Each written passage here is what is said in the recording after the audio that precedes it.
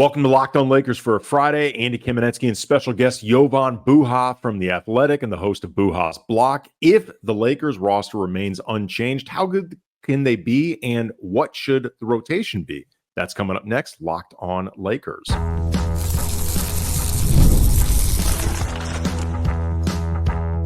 You are Locked On Lakers, your daily Los Angeles Lakers podcast, part of the Locked On Podcast Network, your team every day.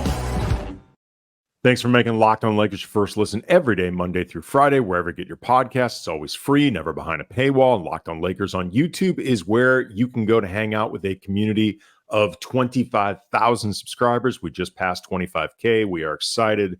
We are grateful. It is an awesome community of really engaged, passionate, fun Laker fans. Leave your comments, leave your questions. We use them all the time as part of the show. And Brian is, I believe, on his last day of vacation, although I just realized today I don't actually know when he's coming back for sure. Probably need to confirm that. But either way, we are joined by Jovan Buha, friend of the show, covers the Lakers for The Athletic. He is the host of the new podcast, Buha's Block, which all of y'all should be listening to, and I will be appearing on later as well. So, Jovan, you had a recent, first of all, how you doing? Doing well, man. I'm hanging in there. It's been a long summer. Yes, yes, it has been. You were in the middle of Bronny Mania in Vegas. I was there for 7 days, which is about, I think, the most the human body can handle in Las Vegas. Yeah, it's so funny. We're going to get into some over-unders for the Lakers, and these are obviously from our friends at FanDuel. And just what really put it in perspective to me before we get into the Lakers-specific regular season over-under set by FanDuel, when I was looking up their numbers, I realized they have their own Bronny tab. Like there's an actual tab of prop bets specifically for Bronny. That is how big the whole Bronny James thing is right now. Like he is his own cat. Like he is the betting equivalent of, remember the ESPN Heat Index when LeBron joined the Miami Heat and the Heatles were formed. That's Bronny right now. It's crazy. That kid's got a lot of eyeballs on him, man. I don't envy him. Yeah, I mean, I was there at the Cali Classic. I was there in summer league for a couple. So I saw him play 3 games total. And anytime he touches the ball, there's just this buzz in the arena and the oohs and the ahs, and they're hanging on every dribble, every shot. And I was also there for the one game that he sat out, or the first game that he sat out due to the knee inflammation, and the crowd there was a "We Want Bronny" chant, and it's just like, and that was in Warriors country. That was at the Chase Center, so like he's got a lot of fans everywhere, and I mean it's the LeBron power has transferred over. Well, that's what I was going to say. It's like, for as polarizing and controversial as the decision to put Bronny on this roster on a guaranteed deal and how manufactured the route itself was, it seems like, and I mean, you were there, you would know one where, you'd know better than me because you're picking up on the vibe in person. It feels like whatever backlash is really about LeBron and not about Bronny. It seems like people are actually pretty behind Bronny just in a vacuum. Yeah, no, at least, it's kind of one of those things where on social media, there's a lot of anger and hate, but then in person, you don't, like, they're not keeping that same energy. Nope. I mean, I think it's the same thing we see with like there are certain fan bases or just segments of NBA fans that don't like LeBron. And I assume if you don't like LeBron, you're not going to like Bronny. There are certain segments within the Lakers fan base that does not like LeBron. And I assume at that point, you probably won't like Bronny, or maybe you'll give him a blank slate or whatever. But like, it's how it goes. So I can't. These graphics are killing me. Yeah, I mean, that's just how it is. But I think, I mean, and look, maybe you could be somewhere down the middle and just look at it as like, was that the best use of a roster spot when this team could use a roster spot right now. They took someone else at 55. If Bronny went before then, or they just didn't draft him, they're probably not signing that guy to a roster spot. I was going to say, if it's not Bronny, my guess is they either trade the pick altogether or draft a stash guy, but it's not somebody who is on, or it's somebody's going two-way, but it is not somebody who is on the roster, period. The FanDuel over-under for the Lakers is set at 43.5. How do you feel about 43.5? Like, where do you think the season is going to lay out, over or under on that? Over.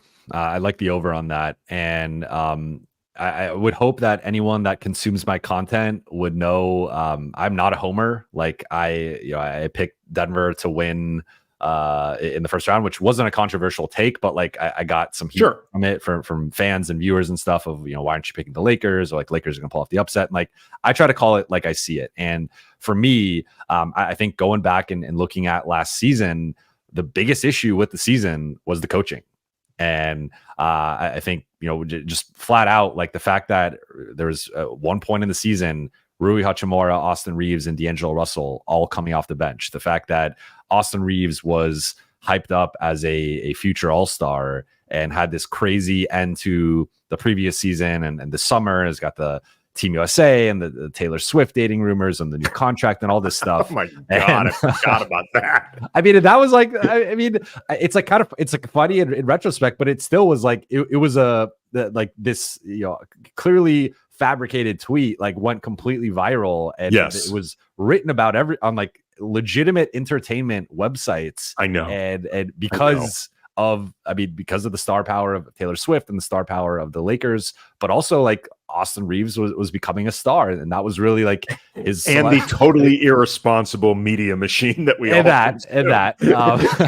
but like absurd. But then that guy, so then he gets benched 9 games into the season, and really like the way I look at it was like the Lakers had framed, if you go back to last summer, everything was about continuity. We're re-signing all these guys, we're building this core that just made a Western Conference Finals run. And then you get into the season, and several of those guys get basically thrown out for Taurean Prince and Cam Reddish. And Taurean Prince had a solid season, especially once he moved to the bench, but he should not have been starting for 50 games. So I don't want to rehash everything that went wrong last season, but my point is, you look at post-trade deadline 2023 and the run they went on, I believe it was 19-7 to close out the season, and then they make the Western Conference Finals. Then last year, when they switch over to Rui February 3rd and close out 22-10, 5th best record in the NBA, 4th best record in the West, and they had the 3rd best offense in the NBA over that span. And that was what fans have been clamoring for since November and December, like start Rui, play your best players.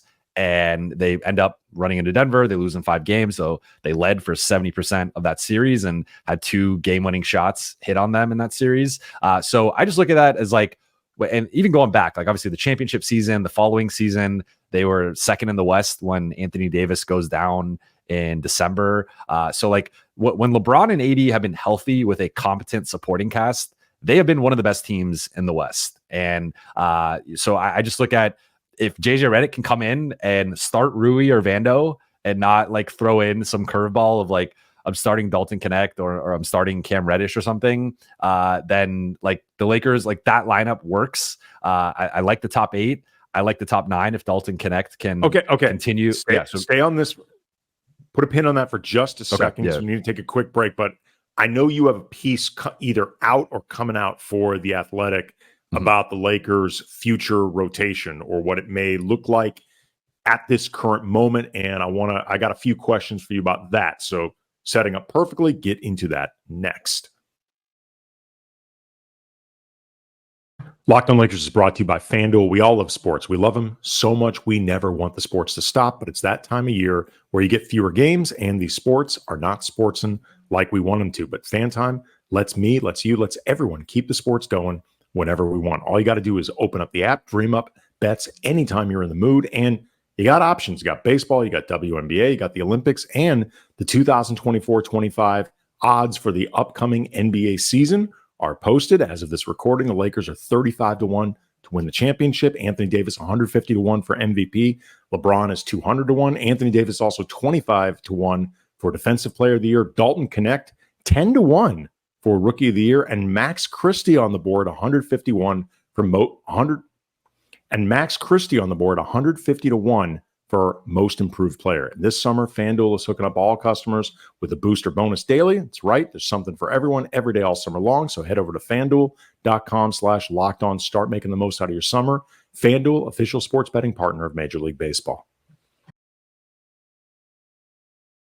Are you watching Fox Sports or ESPN on your TV all day, but you got to turn the volume down because of all that shouting? Make the switch to Locked On Sports today, a free 24/7 streaming channel programmed for you every day to bring you the biggest sports without all the screaming. Locked On Sports today brings you can't miss analysis, opinions, and news streaming 24/7 on YouTube or the free Amazon Fire TV channels app, part of the Locked On Podcast Network, your team every day. All right, so Jovan, like I was saying, you've got this piece that either is out or coming out for The Athletic about the Lakers roster. It's been very famously discussed, is basically last year's roster with, I guess, Dalton Knecht subbed in for Taurean Prince. What for you right now is either the biggest or most intriguing question about the rotation moving forward? For me, it's who starts at, I guess you could say, small forward or power forward, depending on how you look at it. But between Rui Hachimura and Jarred Vanderbilt, and we now have a couple of major data points where Vando was the primary starter after the 2023 deadline and not run to the Western Conference Finals. But a lot of times in that playoff series, they also, or that run, they leaned on Rui, and he would close games, and he ended up having a big role in that Denver series. And then last year, obviously, they make the switch from Prince to Rui, and he, looks really good with the starters. They have that one game against New Orleans that I continually reference where all 5 starters go for 20 plus. First time that's happened since 1993. So I think it's kind of this philosophical decision between bolstering a strength and leaning more into the offense, and if Rui Hachimura is your 5th option in a lineup, that's a pretty good offensive lineup. Or trying to address a weakness with Vando where, okay, if you have D'Lo and Austin and a 40-year-old LeBron who's not going to bring it defensively every night, you want to bolster the defense, but it comes at a cost offensively where it does lower your ceiling offensively. So just how JJ Redick, he's talked a lot about, he's mentioned Rui a lot. He has only mentioned Vando in a Lakers.com interview with Mike Trudell, where Mike directly asked him about Vando, so it wasn't even brought up. But otherwise, there's been really not much Vando talk publicly from Rob and JJ, but there has been a lot of Rui talk. So that, based on the intel I had last season of entering the season, the plan was for Rui to start, and then that shifted in training camp for whatever reason, and then they ended up with Taurean Prince. Well, Rui actually, Rui had Rui didn't have a good start to the season. Yeah, he I think everydayers who hear the show all the time know I'm a very big Rui component. I've spent a lot of Rui's time in LA complaining that Darvin didn't play him enough. But in fairness to Darvin, Rui had a brutal training camp, and I'm hoping actually that his time playing for Japan with the Olympics will actually put him in a really good rhythm heading into training camp. What I think is interesting about this, because I would lean right now towards Vanderbilt starting, in the sense that I think he gives, as you mentioned, more optionality for Redick in terms of different ways to guard, the best 1 through 3, maybe 1 through 4, and a little more configuration options in the way he's going to dole out these assignments. I think we saw a really big difference in the defensive viability with D'Lo and Austin as the starting backcourt when you've got Vando there versus Taurean or Rui. It's pretty night and day. And as you noted, there's also the LeBron factor that you have to consider as well defensively. I also think a lot of this is going to be really dependent on what Redick does creatively with Vando, and the idea of, okay, he's not an outside shooter, he does not have gravity, but that doesn't mean that he has no use or potential offensively at all. And I remember when Vando first arrived with the Lakers, they did a really good job of using the fact that teams weren't guarding him against those teams. And like Vando would cut really well, and he'd get these open looks, going down the baseline and things like that. He's got some ball handling skills. I think he can operate well as a screener, like things like that. Like I'm very curious to see, especially in the way it seems like Redick has talked about a very motion, free-flowing type offense. If there are more creative, less, he can't shoot, therefore we can't figure out what to do with him, ways to utilize Vando, because if he can just be an offensive neutral, I think with everything else he provides defensively, that would break the tie for me. Yeah. So I actually lean more toward Rui, where So tell us why you're wrong, Jovan. Yeah. So, I mean, I just look at the success last season with that group of just how offensively dominant they were. And I feel like Rui supports, like he plays with a level of physicality, and it's not always there, as we saw in the Denver series. He often does. You're right.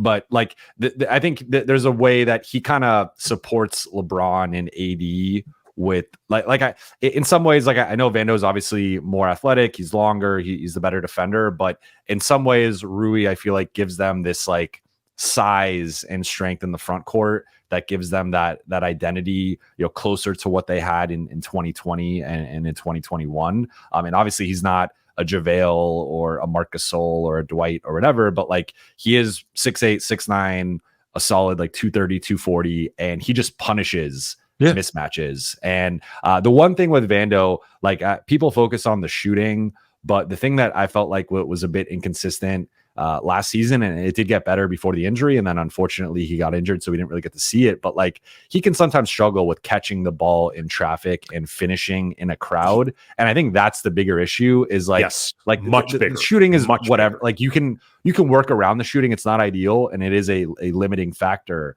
but if you can, like the Lakers can create these cuts and these DHOs and rolling and slipping and get him these opportunities, but if he's not finishing those, that's where it becomes a problem. And that's I think kind of the difference between Rui and Vando is it's not just Rui's a 40% 3-point shooter now, albeit on limited volume. It's also the finishing. And like Rui, if you get a 6'2", 6'3" guarding Rui switched onto him, he's going to punish that guy. He's going to get fouled or he's going to score. Vando, it's not the same. So like if Vando can improve in that regard, I think he brings the ideal balance to the lineup, and I'm with you.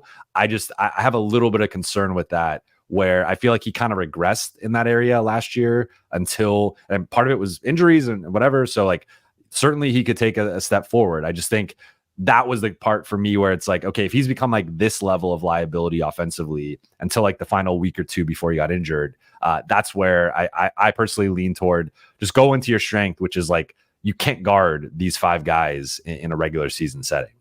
Yeah, I mean, first of all, I've been pounding that point a lot too. Like for all the focus on Vando as a non-gravity player, the much bigger problem is him around the rim, because I don't expect him at this point to be an outside shooter. I do expect somebody of his size and his athleticism and just the energy that he brings and like how hard he plays. He is somebody you expect to be able to finish better than he does. So that is actually, I think, much more pressing. And I think the thing that people should be focusing on with Vando a lot more than they do the outside shooting. Coming up next, I got another question about the rotation for you as you projected. And also Robert Horry said something very interesting that about one of his, if not his greatest moment in Laker history, that got me thinking about Lakers history in general, and I wanted to ask you about that, Jovan. So that's all coming up next. Locked On Lakers is brought to you by Game Time, and my daughter is 13, and we have bonded a lot over the years through music. Lately, it's Frank Ocean. She is obsessed with Frank Ocean. He hasn't put out an album in about 8 years, but there are some rumors she's heard that he may be back in the studio, which would mean a new album, which would mean a tour, and I promised her if Frank Ocean does go on tour, I will get us tickets even though I know they're going to be tough to get, but I'm not worried because of Game Time. It's the fast and easy way to buy tickets for all the music, sports, comedy shows, and theater near you with killer deals on last-minute tickets and the best price guarantee. You can stop stressing over the tickets, start getting hyped for the fun. They got flash deals where you save even more with exclusive in-app deals on select seats ahead of the game or the event, and the Game Time guarantee means you always get the best price. If you find tickets in the same section or row for less, Game Time credits you 110% of the difference. The fastest growing ticketing app in the country for a reason, so snag the tickets without the stress using Game Time. Download the Game Time app, create an account, use the code LOCKEDONNBA for $20 off your first purchase. Terms apply. Again, create an account, redeem the code LOCKEDONNBA for $20 off. Download Game Time today. Last minute tickets, lowest price guaranteed. If you're listening to this show, it probably means you are a fan of Los Angeles sports. So be sure to check out the Locked On Sports Los Angeles YouTube channel. Everything you want about every team in SoCal. And the Rams open camp this week. So stay to date on the biggest stories with Locked On Rams, Travis Rogers, and Doug McCain. So when you look at the second unit, Jovan, Dalton Knecht, I first of all, you correct me if you disagree, but I think they are heading into training camp with the presumption that he's going to play unless he demonstrates that he can't. Yeah. Do you think he's got great size for a two guard, but he would be undersized as a small forward in starting lineups? Off the bench, though, I don't know how much size necessarily becomes an issue. Do you think the minutes could open up for him at small forward? Like that's a possibility in terms of the way the rotation shakes out? Yeah, I could see that. So right now I have it tentatively 80 LeBron, Rui, Austin, D'Lo as the starting five, with Jaxson Hayes as the backup five, which that's a whole other conversation we could have about Jackson versus Christian. Vando, technically, I think whichever one of Rui and Vando doesn't start is like technically the LeBron backup. So I have that as backup power forward. Dalton as the backup three, Max as the backup two, and then Gabe as the backup one. So I think like between Max and Dalton, like Dalton technically might be the three because I think he's a little bit bigger, maybe by like a half inch or so. But Max is more athletic, obviously a much better defender, and he's got the length and like. So I think Max is going to be in second unit lineups, kind of like the defensive stopper. Like it'll probably be Gabe, point of attack, and then Max is defending like the better 2 or 3 on the bench unit. And then sometimes even maybe the Lakers will go with lineups with Max and Vando, kind of if they need some more perimeter defense. So I think that's kind of how I see that. So right now I have Dalton penciled in as the 9th man behind the 5 starters: Vando, Gabe, and Max, and those are the 8 highest paid players on the team. And I think JJ Redick is probably going to use those 8 guys in that they're way. Also the 8 best players. I mean, beyond the pay scale, they're the best.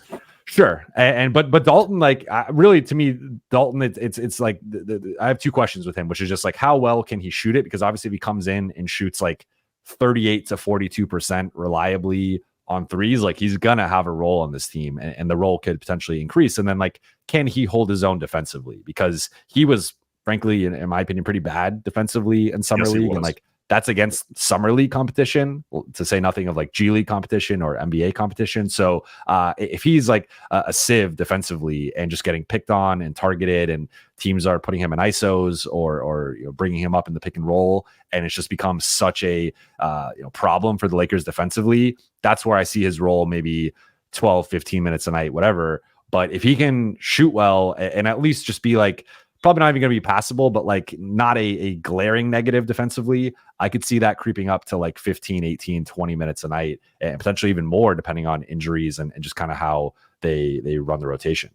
Yeah, I agree with you. Even with my expectations and everything I had heard about Dalton Knecht, that the offense is clearly ahead of the defense, watching him at times defensively is like, whoa. Like I don't think it's a lack of effort. I don't think it's a lack of interest. Like, it felt to me just he does not anticipate what he's supposed to be doing well. Like the way that he can take certain mismatches off the dribble. And I think offensively, he anticipates extremely well, like where to move. Like he occupies space off ball very well. He's got a really good feel for that side of the ball. And I think a very bad feel for the opposite reason. So we'll see. What's interesting though about the bench unit that you laid out, it's probably as good of a bench unit as you could come up with, or just a group that you can come up with where you've got enough out there that can cover him. Like Gabe Vincent, Max Christie, Vando, and Hayes, if nothing else, I think is the better defensive option between him and Christian Wood. That's about as good of a group as you can come up with for reserves to at least offset some of those issues with Knecht. Like you don't have a ton of glaring defensive questions everywhere else. So maybe that makes it viable enough. And they just try to force switches, things like that to work for the Lakers advantage, things like that. But yeah, I think he can play. I think he can play right now. I mean, I think he can score at the NBA level now. It's just going to be a matter of can he hold up enough, or can you just hide him well enough? The Christian Wood versus Jaxson Hayes things you mentioned, you're picturing Hayes. Why?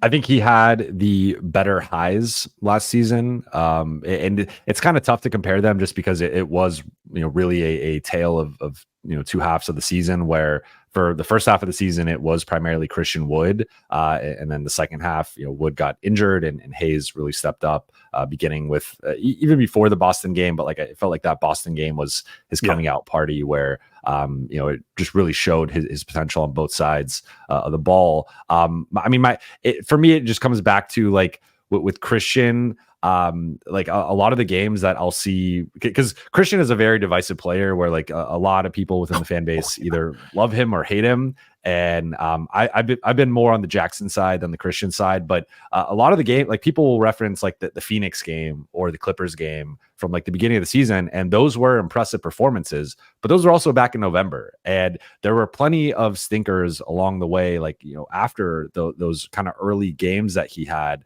And he just never really put it together. And to me, there was this vision, or the Lakers' vision was, if Anthony Davis misses time, Christian Wood could step in, start, and be a 20-10 guy and prop up the units without AD. And that just never happened. And then the other thing is people will also reference Christian's numbers with AD, and there have been, they have an impressive net rating together and all that stuff. But you ideally want your backup to be able to survive without Anthony Davis. And I think the Lakers looked better with Jaxson in the non-AD lineups than they did with Christian in the non-AD lineups. Now, I think if you're looking for the guy to put next to AD and maybe play some bigger lineups, you could go with Christian over Jaxson, and it makes sense because of his floor spacing. And he's a really good rebounder, and that gives you a certain level of size and just rebounding in the paint. So maybe they go with a 10.5, 11-man rotation in the regular season, and then they whittle it down come playoff time. But for me, if we're just looking at non-AD lineups, I think Jaxson had really good chemistry with LeBron. I think he started to get really good chemistry with Austin and D'Lo in the pick and roll, and just his strengths as a rim runner and bringing a certain level of motor and energy, I think are more valuable in second unit lineups than Christian Wood. Robert Horry, before we go, had an interesting quote on an episode of NBA Finals File podcast. He said, quote, "I've made a lot of big shots. That shot is the only shot." He's talking about the Sacramento shot in 2002 in the Western Conference Finals. "That shot is the only shot where you just mention it, I get goosebumps, because to me, making that shot was like the birth of one of my kids. That's how special it is to me, because I grew up a big Laker fan. I grew up a big Magic Johnson fan. To be able to knock down that shot in Staples and to have the fans chant my name, it is the greatest feeling. When I go to meet my maker, I want that video played at my funeral. It's the best moment of my basketball career." So a couple things jumped out at me. First of all, while I want Robert Horry to live a long and fruitful life, and he's a great guy whenever I've met him, I want to go to Robert Horry's funeral because it sounds like it's going to be pretty awesome. It got me thinking about that moment, which is just an iconic moment in Lakers history. And I remember where I was when I watched it. I was with my friends over at this house they rented on Sweetser Avenue in LA. And I'll never forget where I was, but I didn't see it live. The same way I didn't see the Kobe Shaq alley-oop in the Western Conference Finals in 2000 against Portland. I remember where I was when it happened, but I was not there. You and I have both covered a ton of Laker games live. What do you think is the coolest Lakers moment that you've witnessed live in person? I've got two for you. Okay. So one is Kobe's final game. Yeah. I finagled my way in there into the hockey press box above the nosebleeds, but I was in the building. I do have pictures. Unfortunately, I had a really bad haircut, so I've not wanted to share. Impossible with your hair, Jovan. I refuse to believe that. It was too high. I had too much volume, if that's such a thing. But so I that was like still I have not covered the Lakers in the finals and not been at Staples / Crypto for a finals game. But like for me, that's the loudest still to this day I've ever heard the arena. And just seeing Jay-Z and Kanye and just all the celebrities that were there for that and just that moment, it was incredible. And then two would be LeBron passing Kareem. And the reason that was, that was obviously for NBA history buffs, like that was a historical moment and just like something we may never see again in our lifetime. But for the beat writers, they brought us onto the floor. And I'm sure you've been on the floor, and like I've been on the floor pregame, postgame, and like so that wasn't unique in that sense. But I'd never been on the floor with like the packed arena like during a game. So it just like stepping onto the floor and seeing the 19,000 plus fans and like actually just soaking in the atmosphere and the energy and just like what was going on. That was like an incredible moment that I will never forget. So I would say those two really stand out when I think about the best Laker moments I've covered live. Yeah, I mean, first of all, it's just a reminder of how much NBA history really does run through Los Angeles. Like, I mean, it's astonishing and like staggering when you think about how many of the all-time greats were a part of this organization, or even the all-time greats who've played the Lakers in the finals, beaten the Lakers in the finals. Like so much of the history books revolves around LA. And, you know, that Kareem record, Chick Hearn famously said, like, I don't think this will ever be broken, but Chick could not have ever pictured somebody like LeBron with that type of staying power. For me, I was thinking about this, and I was at Kobe's last game, and that was incredible. It was also amazing. Like they had basically like a carnival outside then Staples Center. Like I've never seen anything like it before. Like the Lakers really know how to do events. And it was crazy too, because that game began with Kobe struggling. And I remember just being, oh God, don't let this be like a 4 for 17 finale. Like, please don't. Like, just let him at least have like a solid 30-point game. And then it obviously turned into 60, and it was unbelievable. I was thinking about it. Kobe in 2006 for game 4 in the first round series against the Suns, he has this incredible like floater layup over 2 Suns to send the game into overtime. Like even by Kobe standards, this was incredibly difficult, this shot. And then you have the game winner in overtime where Kobe manages to just dribble pretty casually up to like his spot at the elbow. I'm like, anybody want to guard the guy? Like, you know, it is Kobe hits this shot. The place goes absolutely insane. And then also Meta World Peace hitting that 3 against Boston in 2010 in the finals, like a minute left, blowing the kisses. And then it leads to the all-time greatest post-game press conference in NBA history, which I was there for that as well. That was really awesome. It's those are the moments when we are reminded, Jovan, that it's pretty cool to be able to see this stuff in person as often as we do. Like, you know, the job is a job, and I think, you know, it sometimes seems all cool, less of a grind than it actually is, but the job has its cool moments, and these are them. Jovan Buha, he covers the Lakers for The Athletic. You should be listening to his podcast, Buha's Block. I will be on it later on. Appreciate the time as always, brother. Thank you. Appreciate you. And like I said, I think Brian's going to be back on Monday. Not 100% sure. I will look to clarify this, but the show will be back on Monday regardless. See everyone then.